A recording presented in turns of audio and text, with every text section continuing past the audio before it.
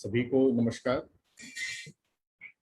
हमारे बीच में inaugural session के मुख्य वक्ता माननीय श्री राम माधव जी, राष्ट्रीय कार्यकारिणी सदस्य राष्ट्रीय स्वयंसेवक संघ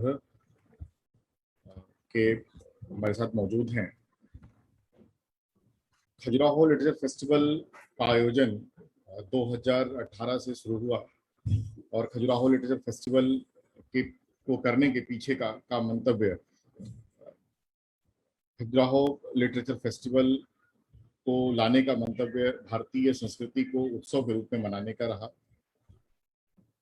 जैसे हम सभी जानते हैं, परिचित हैं कि खजुराहो साहित्य, कला, विज्ञान, धर्म की नगरी रही है। बुंदेलखंड से बड़े बड़े साहित्यकार जिन्होंने देश का मार्गदर्शन समय समय पर किया, वहाँ के राजाओं ने समय समय पर राष्ट्र का मार्गदर्शन अपने अपने तरीके से किया है। तो उसी का एक प्रयास हमने पुनः किया। खजुराहो साहित्य महोत्सव के तत्वाधान में एक ऐसा प्रयास जहाँ पे भारतीय संस्कृति को पुनः जागृत करते हुए उसे एक प्लेटफॉर्म पर लाकर एक उत्सव के रूप में मनाया जा सके, जहाँ पर पुस्तकों के बारे में चर्चा तो हो ही हो, लेकिन आसपास की कलाकृतियों, कलाकारों, वहाँ के मंदिरों, वहाँ के राजाओं, इनके बारे में भी बात हो और फिर उसको एक सकारात्मक रूप में पूरे विश्व पटल पर रखा जाए। जैसे सभी जानते हैं कि एक नकारात्मक छवि बनाने का प्रयास लगातार खजुराहो को लेकर किया गया, तो उसको कैसे बदला जा सके, इसका एक प्रयास खजुराहो लिटरेचर फेस्टिवल से करने का प्रयास रहा। फिर उसको एक बड़े पैमाने पर विश्व स्तर पर कैसे हम साहित्य और कला के माध्यम से भारत को पुनः राष्ट्र गौरव के रूप में स्थापित कर पाए, वो एक प्रयास हमने खजुराहो लिटरेचर फेस्टिवल से किया।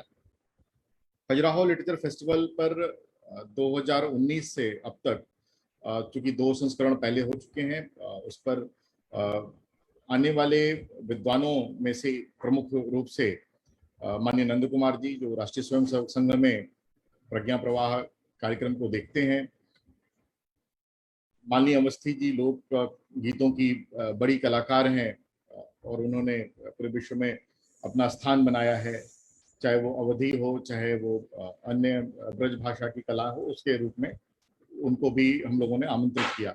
साथ ही में भारतवर्ष से जितने भी बड़े जुड़े हुए टीवी से एडिटर्स रहे हैं, उनको भी हमने जोड़ा।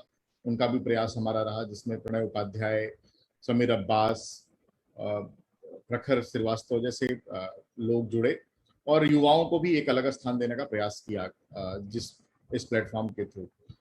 तो समय न लेते हुए, चूंकि समय का अभाव है, माननीय राम माधव जी को भी प्रवास पे जाना है, तो मैं आग्रह करूंगा माननीय राम माधव जी से कि इनॉग्रल सेशन का को संबोधित करते हुए हम सबका मार्गदर्शन करें। माननीय राम माधव जी। धन्यवाद। सबको मेरा नमस्कार। खजुराहो लिटरेरी फेस्टिवल इस वर्ष कोरोना के महामारी के चलते इस वर्चुअल रूप में आयोजित किया जा रहा है। मेरी इच्छा थी कि अगर फिजिकल इवेंट होता तो उस बहाने में खजुराहो का जो ऐतिहासिक नगरी है, हिस्टोरिक प्लेस है, उसका दर्शन भी कर सकूं। पर आज देश के अंदर और देश के बाहर दुनिया में भी परिस्थिति इस प्रकार के बड़े बड़े आयोजनों के लिए अनुकूल नहीं है, इसलिए इस वर्ष हमको वर्चुअली ही इस कार्यक्रम को चलाना पड़ रहा है। मैं कार्यक्रम के आयोजकों को, सचिंद्र जी और उनके टीम को साधुवाद देता हूं कि भले ही वर्चुअली क्यों न हो, इस फेस्टिवल की सिलसिला को जारी रखे हैं। मुझे इस सत्र में बोलते समय सबसे पहले कर्तव्य लगता है कि जिस कोरोना महामारी के त्रासदी से और एक बार पूरा अपना देश गुजर रहा है, ऐसे में इस त्रासदी के शिकार हुए जो हमारे देश के भाई बहन है, उनके प्रति संवेदना व्यक्त करना हमारा कर्तव्य पहला बनता है। आज स्थिति काफी गंभीर बनी हुई है। इसमें सरकार अपनी तरफ से काफी बड़ा प्रयास कर रहा है। पहले भी पिछले साल में भी जब कोरोना का पहला दौर था तो उस समय भी सरकार ने एक बहुत बड़ा व्यापक प्रयास किया था। उसके चलते हमने देश के अंदर कोरोना के महामारी को काफी हद तक नियंत्रित कर पाए थे। इस बार यह जो सेकंड वेव आया है, दूसरा जो दौर आया है कोरोना का, इस समय हमको लगता है कि सरकार भले ही अपने प्रयासों में उतनी ही श्रद्धा से, उतने ही तत्परता से लगी हो, एक बात की कमी जरूर मैं महसूस कर रहा हूं। वह यह है कि जिस प्रकार का एक अनुशासन और जिस प्रकार का एक प्रकार की एक संवेदनशीलता पहले कोरोना के वेव के समय लास्ट ईयर, पिछले साल, इस देश के सामान्य समाज ने दिखाया था, आज उसमें कमी मुझे महसूस हो रही है। मेरा कतई ये उद्देश्य नहीं है कि लोगों के ऊपर दोष डालो, पर मुझे जरूर यह कहने के लिए मन कर रहा है कि हम थोड़ा इस परिस्थिति को बहुत सरलता से ले रहे हैं। We are taking the situation very casually. जो रेस्पॉन्स हमने पिछले साल सरकार को एक सहयोग के रूप में दिया था, वो सहयोग इस बार भी हमको देना चाहिए।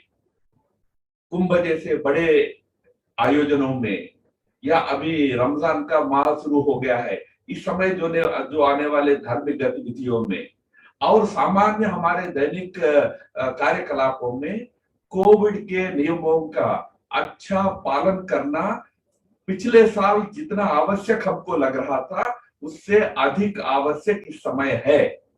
इस बात को ध्यान में रखकर देश का 130 करोड़ से ज्यादा देश का जो समाज है, हम भी अगर सहयोग सरकार को देंगे तो यह जो सेकंड वेव है, इससे भी देश कुछ बहुत ज्यादा नुकसान खाते हुए बाहर निकलेगा। आपको याद होगा कि पिछली बार जब पहला वेव कोरोना का आया था तो दुनिया ने हमको सराहा था कि भारत ने कोरोना इस महामारी को बहुत अच्छी तरह से नियंत्रित कर पाया। उसके पीछे केवल सरकार का अपना योगदान केवल नहीं रहा है, भले ही सरकार ने बहुत सामयिक और महत्वपूर्ण काम किया था, पर साथ में समाज का सहयोग भरपूर रहा, पूर्ण रूप से रहा है। इस समय भी उसी प्रकार का सहयोग समाज से अपेक्षित है। एक तरफ महामारी के जो लिए सावधानियां, जो प्रिकॉशंस वगैरह लेना है, उनको बिल्कुल पूर्ण तत्परता से लेना चाहिए। With full commitment we should commit ourselves to all those precautions. But at the same time आज देश के अंदर कई लोगों को कोरोना के कारण जो कष्ट हो रहा है, उसमें भी उनको सहयोग करने के लिए भी हमको बड़े उत्साह से आगे आने की आवश्यकता है। बहुत जल्दी ही इस महामारी का सेकंड वेव से भी हमारा देश बाहर आ जाएगा, दुनिया भी इससे जल्दी ही बाहर आएगा। पर एक बात साफ है कि जो बाहर आने वाला जो दुनिया होगा, जो पोस्ट कोविड वर्ल्ड होगी, वह एकदम भिन्न होने वाली है। अभी तक जिन मूल्य और जिन विचारों का, जिन व्यवस्थाओं के आधार पर देश और दुनिया चल रहे थे, उनमें एक बहुत बड़ा परिवर्तन आने की संभावना है। एक नए विश्व में हम प्रवेश करने वाले हैं। Post Covid world order is going to be different from the one in which we have lived in all these decades. तो भारत को एक तरफ कोरोना के साथ संघर्ष करके इस देश के समाज को कोरोना से मुक्त कराना है, वहीं दूसरी तरफ एक नए विश्व में प्रवेश करते समय अपना जो उस विश्व में अपना जो रोल होगा, अपना जो दायित्व होगा, उसको रीडिफाइन करने की भी जरूरत है। उस परिप्रेक्ष्य में आज इस सेशन के लिए, जो मेरे उद्घाटन सत्र के लिए जो विषय चुना गया था, इंडिया 2030, 2030 तक भारत का क्या दृश्य होना चाहिए, क्या लक्ष्य होना चाहिए, वह बहुत ही सामयिक है, बहुत ही आवश्यक भी गंभीर विषय मैं मानता हूं। दुनिया में जो बड़े देश होते हैं वो अपने आप के लिए भविष्य के लक्ष्य रखकर चलते हैं। अमेरिका हो, चीन हो और कई अन्य देश हो जो दुनिया में प्रतिष्ठित है, बड़े हैं, वे एक आगे का लक्ष्य, एक टारगेट रखकर चलते हैं। पर अनफॉर्चुनेटली दुर्भाग्य इस बात का है कि भारत के अंदर एक परंपरा ही रही है कि हम एक एडहॉक समाज के रूप में चलते हैं। एडहॉक समाज का मेरा मतलब है हम बहुत लंबा लक्ष्य सामने रखकर चलने वाले लोग नहीं है। जब लंबे लक्ष्य की बात आती है तो हम एकदम रोमांटिक बनते हैं। हम तुरंत बोलते हैं हमारा लंबा लक्ष्य है लोक कल्याण, कृण्वन्तो विश्वमार्यम्। ये बड़े आदर्श है, पर उस आदर्श तक पहुंचने के लिए जो एक व्यावहारिक लक्ष्य रखना चाहिए, जो practical and pragmatic targets and objectives रखना चाहिए, उसमें भारत कई बार पीछे रह जाता है। आज देश अमेरिका, चीन जैसे देश 100 साल के लक्ष्य लेकर चलते हैं। मैं ये भी नहीं कह रहा हूं कि हम 100 साल का लक्ष्य लेकर चले। हम कम से कम हमारे देश के भविष्य को लेकर 10-15 साल की कल्पना तो कर सके। एक दौर था जब हम 5 साल की एक कल्पना लेकर चलते थे, 5 ईयर प्लान लेकर चलते थे। हमने 5 ईयर प्लान की कल्पना सोवियत रशिया से लिया था। सोवियत रशिया में 5 ईयर प्लान चलते थे, नेहरू वहां से 5 ईयर प्लान की कल्पना लिए थे, पर वो ज्यादातर डेवलपमेंट और इकोनॉमी तक सीमित रहते थे। कई 5 ईयर प्लान का अनुभव देखने के बाद वे केवल प्लान रह गए, उनका आचरण में निष्ठा से हम कुछ कर नहीं पाते थे। इसलिए मोदी जी की सरकार आने के बाद उस प्रक्रिया को समाप्त किया गया। वो जो सोशलिस्ट व्यवस्थाओं का जो हैंगओवर रहा है, उसको छोड़कर एक नई कल्पना कि हमें आगे का लक्ष्य तय करके उस लक्ष्य को हासिल करने के लिए योजनाएं बनाकर आगे बढ़ना चाहिए। उस प्रकार की एक कल्पना बनाकर नीति आयोग को बनाकर आगे बढ़ने का प्रयास हुआ है। पर इस नई परिस्थिति, नई सोच के अंदर भी जरूर कुछ लक्ष्य रखकर, निर्दिष्ट टारगेट्स रखकर चलने की मानसिकता इस देश में सभी व्यवस्थाओं में आना बहुत जरूरी है। जिस 2030 की बात हम कह रहे हैं उसको मैं और एक कारण से भी बहुत महत्वपूर्ण मानता हूं कि वो कारण ये है कि आज से जो आने वाला 10 साल होंगे, ये 10 साल भारत के लिए बहुत महत्वपूर्ण होंगे। एक नई दिशा में नई ऊर्जा के साथ कुछ प्रतिमान प्रस्थापित करने के लिए। आप कह सकते हैं कि क्या 2030 के बाद हम नहीं कर पाएंगे? मैं मानता हूं कि हम जिस तेजी से, जिस गति से और जिस ऊर्जा से इस समय वो काम कर पाएंगे, वो 20-30 के बाद नहीं कर पाएंगे। इसका कारण एक महत्वपूर्ण ये भी है कि हमारे समाज आज जो दुनिया में हम अपने आप को मानकर चलते हैं कि एक युवा समाज है, एक यूथफुल नेशन है, वो जो यूथफुलनेस आज है, आज से 10 साल बाद वो यूथफुलनेस नहीं रहने वाला है। भारत की डेमोग्राफी भी एक प्लेटोड डेमोग्राफी की तरफ जा रहा है। एक बार प्लेटो होने के बाद आगे जाकर एक वृद्ध समाज हम भी बनेंगे, जो आज चीन है, कई यूरोपीय देश है, इवनिंग सोसाइटीज, इवनिंग इकोनॉमीज बोलते हैं, वहां वृद्धों की संख्या ज्यादा है, युवाओं की संख्या घट रही है। मानकर चलिए हम भी उसी दिशा में जा रहे हैं। रिप्रोडक्टिव रेट्स इंडिया में भी कम हो रहे हैं। उस विषय पे लंबा मैं नहीं जाऊंगा, बट केवल इसीलिए मैं संकेत दे रहा हूं कि आज जो आने वाला 10 साल है, हमारा ये जो यूथफुलनेस का जो हम गर्व लेते हैं, उस यूथफुलनेस के लिए भी ये 10 साल की अवधि हमारे सामने है। और इस अवधि का, इस यूथफुलनेस का उपयोग करके हमें कुछ लक्ष्य निर्धारित करके आगे बढ़ना होगा। मैंने जैसे कहा, एक नए विश्व में हम प्रवेश करने वाले हैं। यह नया विश्व इसमें नए एक एजेंडा को लेकर दुनिया आगे बढ़ने वाली है। उस नए एजेंडा में क्लाइमेट चेंज, एनवायरमेंटल इश्यूज बड़े प्रमुख स्थान हासिल करने वाले हैं। हेल्थ केयर जैसे विषय महत्वपूर्ण बनने वाले हैं और टेक्नोलॉजी का रोल बहुत बड़ा बनने वाला है और लोकतांत्रिक व्यवस्थाएं एक नया रूप लेकर देश के सामने आने वाले हैं। हमें 2030 के कुछ लक्ष्य हासिल करने की दिशा में इन 4 विषयों के ऊपर भी बहुत ध्यान देना पड़ेगा। लोकतांत्रिक व्यवस्थाएं हमारे देश के लिए गर्व है। हम दुनिया के एकमात्र ऐसा देश है जो एक सक्सेसफुल डेमोक्रेसी के रूप में, largest democracy and successful democracy के रूप में 70 साल से दुनिया के सामने एक उदाहरण प्रस्तुत किया है। माना जाता था वेस्ट में विशेषकर कि बड़े पॉपुलेशन वाले देशों में लोकतंत्र सफल होना कठिन होता है, पर हमने दुनिया के सबसे बड़ा, दूसरा बड़ा देश होते हुए भी आबादी में एक सफल लोकतंत्र के रूप में भी दुनिया के सामने एक आदर्श प्रस्तुत, उदाहरण प्रस्तुत किया है।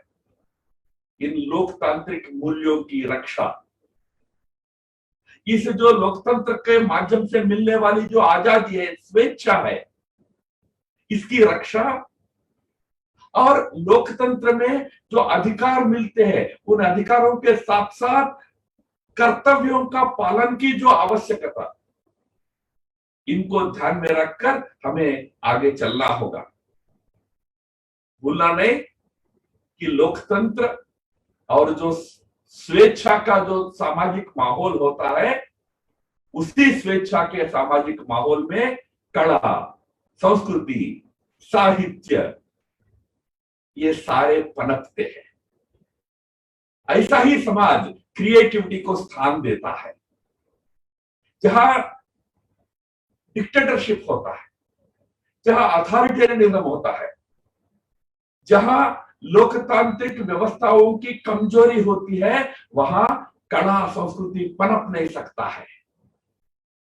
भारत का लंबा इतिहास इस बात का परिचय देता है कि खजुराहो जैसे एकदम आधुनिकतम विचार रखने वाले, मनुष्य संबंधों का आधुनिकतम विचार रखने वाले सिंबल्स भी इस देश पे खड़े हुए, क्योंकि उस प्रकार की एक आजादी को इस देश का सनातन धर्म हमेशा स्थान दिया है, विचारों की बहुलता को स्थान दिया है। स्वेच्छा से लोग अपने अभिव्यक्ति रखे, अपना जीवन स्वेच्छा से चला सके, ऐसी एक व्यवस्थाओं को इस सनातन समाज के अंदर हजारों वर्षों से हमने स्थान दिया है। वही कारण है कि भारत कला, संस्कृति, आध्यात्म, चिंतन, सोच, क्रिएटिविटी, आधुनिकता सब के लिए एक स्थान ऐसे के रूप में दुनिया में खड़ा रहा है। उस प्रकार की लोकतांत्रिक व्यवस्थाओं की रक्षा के लिए हम हमेशा प्रतिबद्ध रहना चाहिए। दुनिया में आज लोकतांत्रिक व्यवस्थाएं बड़े तनाव में है। सभी जगह अथॉरिटेरियनिज्म बढ़ रहा है। शासकों के मनोवृत्ति में परिवर्तन आ रहा है। सौभाग्य से हम एक जागरूक समाज होने के कारण वह खतरा हमारे देश के ऊपर अभी नहीं है, आगे भी कभी नहीं आए। केवल एक समय था 2 साल के लिए अपने 70 साल के इतिहास में, जब इंदिरा गांधी जी के समय में इस देश के ऊपर एक तानाशाही का शासन का निर्माण हुआ था। वह 2 साल छोड़कर इस देश पे हमेशा अच्छा लोकतंत्र का ही हम उपासक रहे हैं। आगे भी वही व्यवस्थाएं जारी रहेगी, ऐसी आशा और कल्पना करता हूं। उसे में भारत की क्रिएटिविटी, सृजनात्मकता और कला संस्कृति की का भविष्य निहित है। और देश की जो अर्थव्यवस्था है, इसको भी आने वाले 10 सालों में हमें बहुत ताकतवर बनाना है, क्योंकि जो बाकी 3 विषयों की मैंने चर्चा की है, उन 3 विषयों में इस देश को एक आर्थिक शक्ति के रूप में खड़ा करना सबसे पहला आधारभूत आवश्यकता है। अगर कल पर्यावरण की रक्षा के लिए हमें प्रयत्नशील भी होना है, या दुनिया के अंदर स्वास्थ्य व्यवस्थाएं, शिक्षा व्यवस्थाएं, टेक्नोलॉजी के क्षेत्र, इन सब में आगे बढ़ना है, तो पहले इस देश की अर्थव्यवस्था को एकदम ताकतवर बनाना होगा। सबसे पहली एक सोच इस देश के अंदर बदलना होगा। आने वाले 10 साल के अंदर भारत को एक समृद्ध देश बनाना है, एक प्रॉस्परस इंडिया बनाना है। इसके लिए संकल्पबद्ध देश, इस देश को खड़ा करना होगा। जब मैं प्रॉस्पेरिटी की बात कहता हूं तो सरकार जो जीडीपी की चर्चा करती है, उस जीडीपी की चर्चा मैं बिल्कुल नहीं कर रहा। जीडीपी एक व्यवस्था है, एक मेजरमेंट है। जीडीपी की व्यवस्था के अंतर्गत आज भारत दुनिया के अर्थव्यवस्थाओं में 5वें या 6ठे नंबर पर है, 5th या 6th प्लेस पर है। हम 2.5 ट्रिलियन से 3 ट्रिलियन डॉलर के बीच के अर्थव्यवस्था बने हैं, पर 5 में से आप 4 पर भी आ सकते हैं, 3 पर भी आ सकते हैं। पर ध्यान रखिए, भारत की आबादी की तुलना में जो हमारा जीडीपी का वॉल्यूम है वो बहुत कम है। प्रति व्यक्ति आय के रूप में उसको हम बांटते हैं तो प्रति व्यक्ति आय 1900-2000 डॉलर से भी कम है। कभी कभी हमसे अच्छी पर कैपिटा इनकम, प्रति व्यक्ति वार्षिक आय हमारे पड़ोसी बांग्लादेश का होता है। कभी वो आगे होते हैं तो कभी हम आगे होते हैं। तो इसीलिए सामान्य व्यक्ति को समृद्ध बनाना है, यह समृद्धि का मापदंड बनना चाहिए। Last man on the street should be having leading a happy life. उस दिशा में अर्थव्यवस्था को ले जाना है। जब प्रधानमंत्री आत्मनिर्भर भारत की बात करते हैं तो उसका अर्थ यह है कि इस देश का सामान्य व्यक्ति समृद्ध बनना है। व्यक्ति का आय बढ़ेगा तो उसको एक कोई पाप, अपराध के रूप में देखने की मानसिकता हमारे समाज में कुछ कहीं से आ गया है, उसको हमें दूर करना है। मैं एक कॉन्फ्रेंस में था तो एक चाइनीज विद्वान ने एक बात बोली कि sir, India can never compete with China economically. मैंने कहा भाई, तो उन्होंने इंस्टेंटली कहा because you are worshippers of poverty, आप गरीबी के उपासक हैं। मुझे समझ में नहीं आया क्या गरीबी के उपासक क्यों है। तो उन्होंने कहा कि नहीं, आप तो जो संपदा समृद्धि होती है उसका तिरस्कार करने वाले, जो एकदम एक कौपीन वस्त्र पहनकर घूमने वाले, उनको भगवान मानते हैं, उन्हीं की पूजा करते हैं। आप गरीबी की पूजा करते हैं। मैंने समझा कि उनको पूरा भारत के बारे में जो गलत धारणा है, ये केवल यानी भारत की सामाजिक रचना, भारत के मूल्य, इसको नहीं समझने के कारण है। हम यहाँ साधु संत महात्माओं की उपासना पूजा करते हैं तो हम गरीबी की उपासना नहीं करते हैं, हम त्याग की उपासना करते हैं। पर साथ ही साथ हम समृद्धि की कामना करते हैं, सुख की कामना करते हैं।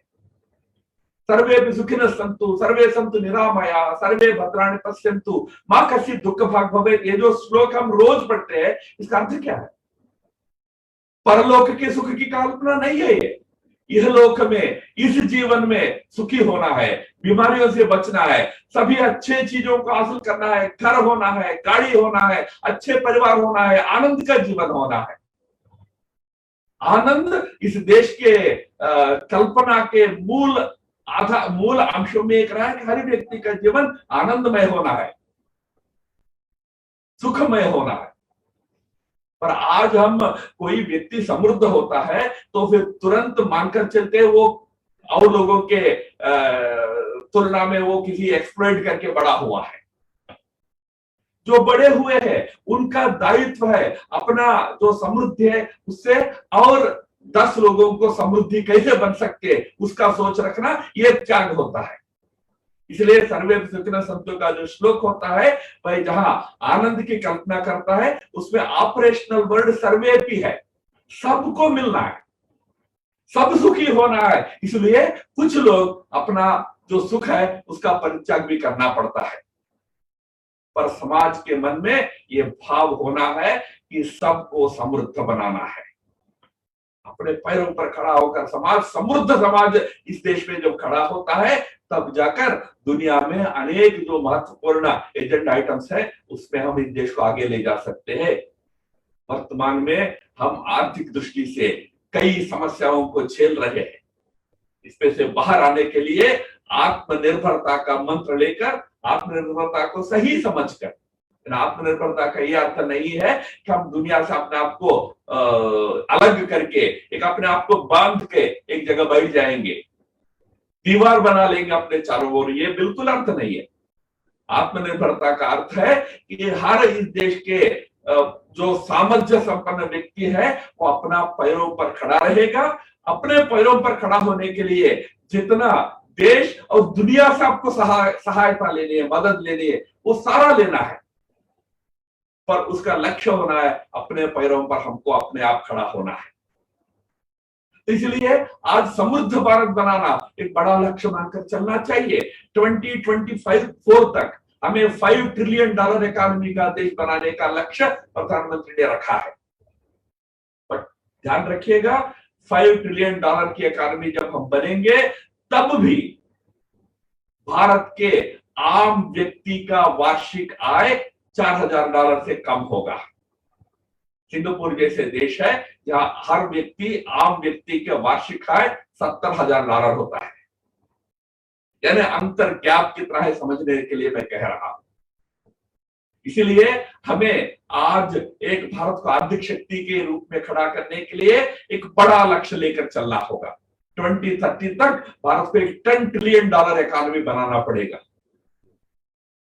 उस दिशा में इस देश के सब समाज के लोग आगे आकर इस देश की अर्थव्यवस्था को और ताकतवर बनाने के लिए कोशिश करना है, काम करना है। 70 साल हम सोशलिस्ट की व्यवस्थाओं पर रह गए हैं, सरकार ही ये सारा करेगा ऐसा सोचते रहे हैं। अब प्रधानमंत्री का जो मंत्र है आत्मनिर्भर बनो, उसमें सरकार अपना काम करेगी पर समाज अपने पैरों पर खड़ा होना है। इसके साथ जुड़ा हुआ एक और अंश आपके सामने रखकर मैं मेरे वक्तव्य को समाप्त करता हूं। वो है कि दुनिया में बहुत तेजी से बदल रही टेक्नोलॉजी का क्षेत्र है। यह पूरे हमारे विश्व के सामान्य लोगों के जीवन में एक बहुत बड़ा परिवर्तन लाने वाला है। आज frontier technologies, deep tech areas में काफी बड़ा काम हो रहा है। आदमी को शुक्र ग्रह पर, चंद्रमा पर ले जाकर बसाने के लिए आज तैयारियां चल रही है। आने वाले 10 वर्षों में टेक्नोलॉजी का एक नया रूप हम देखने वाले हैं। तो भारत जैसे बड़े आबादी वाला देश इस टेक्नोलॉजी के कारण होने वाले कॉन्सिक्वेंसेस से अपने आप को अलग नहीं रख सकता है। जब देश आजाद हो रहा था उन दिनों में गांधी जी, दीनदयाल उपाध्याय जैसे लोग और देश के बाहर दुनिया में भी कुछ लोग अप्रोप्रिएट टेक्नोलॉजीज की बात करते थे।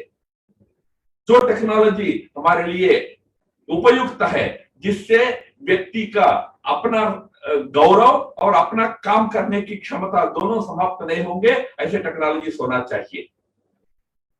पर आज टेक्नोलॉजी किसी के नियंत्रण में रहने वाला चीज नहीं रहा है और टेक्नोलॉजी के रीच, पहुंच से बचना भी असंभव नहीं है, बशर्ते कि आप पूरे लोकतांत्रिक मूल्यों को, मान्यताओं को समाप्त कर दो और आप इस देश को भी एक तानाशाह बना दो चाइना जैसा, तब शायद कुछ नियंत्रण करना संभव होगा, अन्यथा ये संभव नहीं हो पाएगा।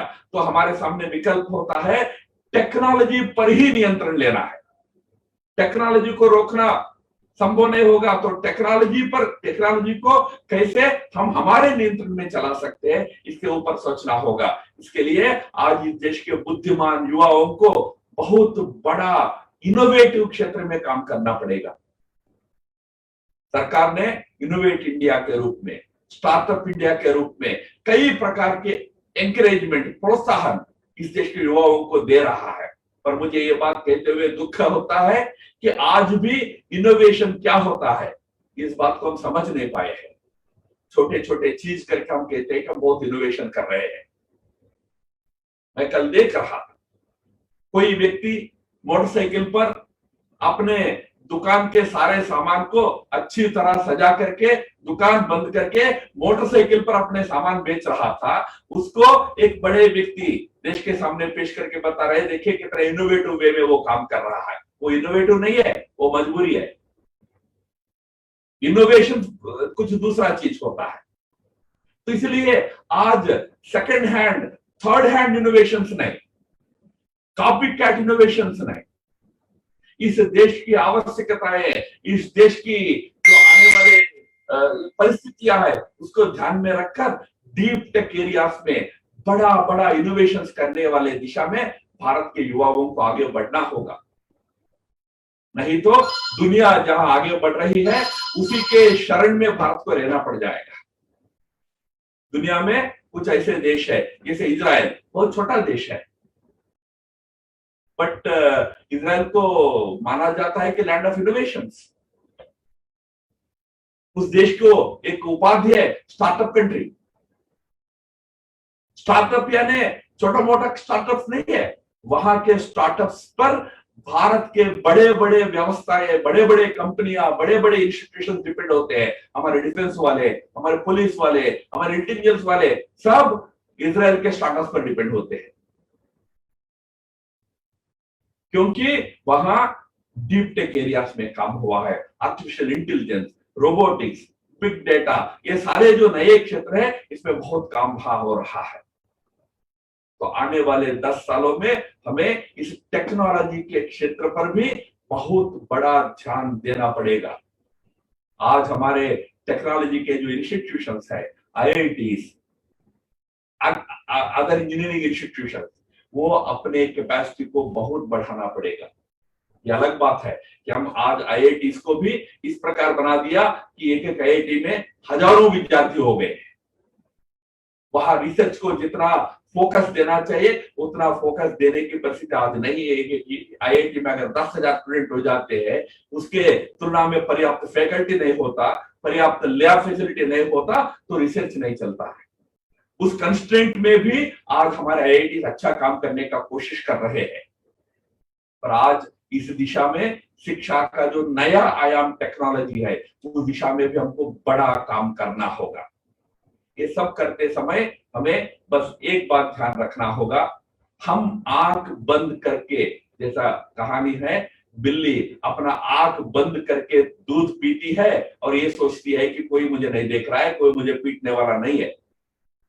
ऐसा आंख बंद करके हमारे, जिसको अंग्रेजी में स्मगनेस बोलते हैं, आत्म संतुष्टि में बैठे रहे, हम बड़े देश है, हमारा बड़ा तत्व ज्ञान है, हम बहुत पुराने प्राचीन समाज है, सभ्यता है, ये सोचकर बाकी दुनिया के जो परिवर्तनों से अपने आप को अलग करके बैठने का कोशिश करेंगे, तो भारत इस दुनिया का नए विश्व रचना जो बन रहा है उसमें कहीं नहीं रहने वाला है। भारत के पास एक बहुत बड़ा अच्छा अवसर आया है दुनिया के नए विश्व संरचना में एक प्रोएक्टिव रोल अदा करने का। पर उस प्रोएक्टिव रोल अदा करने के लिए नेक्स्ट 10 इयर्स इंडिया के लिए क्रूशियल है। जैसा 1930s और 1940s में अमेरिका को रूजवेल्ट ने एक ताकतवर आर्थिक शक्ति के रूप में खड़ा किया, वो होते ही सेकेंड वर्ल्ड वॉर के बाद पूरे विश्व को गाइड करने की स्थिति में अमेरिका खड़ी हो गई। उसी प्रकार भारत को आने वाले 10 सालों में हमें एक ताकतवर आर्थिक शक्ति और टेक्नोलॉजी पावर के रूप में खड़ा करना पड़ेगा। Economy and technology are going to be the defining aspects of the future of the mankind. ये दोनों क्षेत्रों में भारत को ताकतवर बनाना पड़ेगा, उस प्रकार का लक्ष्य लेकर चलना होगा। ऐसा देश भारत बनना है। मैं समाप्त करते हुए एक आइडिया देकर समाप्त करता हूं। हम कई बार इंजीनियरिंग की बात सुनते हैं। भारत में आज लाखों की संख्या में हर साल इंजीनियर्स बनते हैं। भारत में आज आवश्यक है युवाओं के लिए इमेजिनियरिंग। इमेजिनियरिंग का अर्थ होता है आज से 10 साल बाद मुझे कहाँ रहना है, इस देश को कहाँ खड़ा करना है, इसकी कल्पना तो हो, इमेजिनेशन तो हो। एक बार वो कल्पना हम करना शुरू करेंगे तब हम आगे जाकर रिवर्स इंजीनियरिंग करें। अगर 2030 में हमको यहाँ पहुंचना है तो 2019 पे कहाँ रहना है, 2028 में कहाँ रहना है, 2025 में कहाँ रहना है, वो रिवर्स इंजीनियरिंग करे। आज एक इमेजिनियरिंग सोसाइटी इस देश में बनना है, तभी जाकर दुनिया में एक ताकतवर देश के रूप में भारत को हम खड़ा कर सकते हैं। मैं इन कुछ विचारों को 2030 विजन के रूप में आपके सामने प्रस्तुत करते हुए मेरी वाणी को यहाँ विराम देता हूँ। फिर एक बार आयोजकों को मैं हृदय से आभार और धन्यवाद व्यक्त करता हूँ। नमस्कार।